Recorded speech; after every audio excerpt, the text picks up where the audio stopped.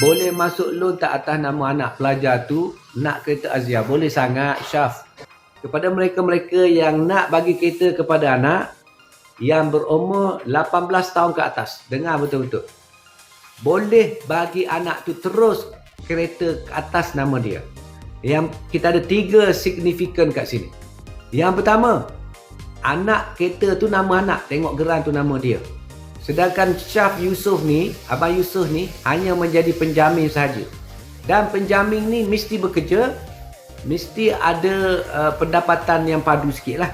Mungkin gaji dia 3,000 ke, ataupun kalau kerja kerajaan 2,800 ke. Dan anak dia tak bekerja student. Ini Yusof menjadi penjamin. Untuk anak kedua, sekiranya 2 tahun yang akan datang, nak beli juga Azia yang baru ataupun janda pun boleh, janda pun boleh. Beli untuk anak yang kedua, nama Didi.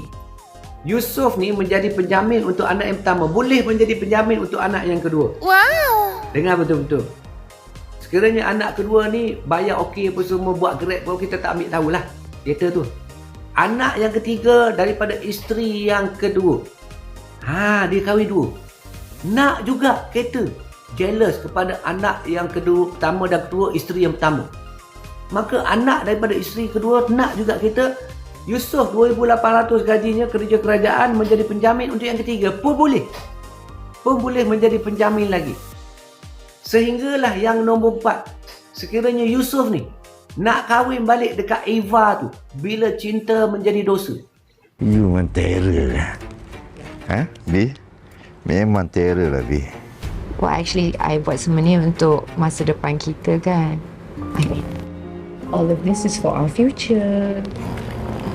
Happy? Memang terror. Happy Yes, kita celebrate. Nak kahwin dengan Eva tu, Eva hanya bekerja make-up saja. Nak kereta atas nama dia. Eva tak ada pendapatan.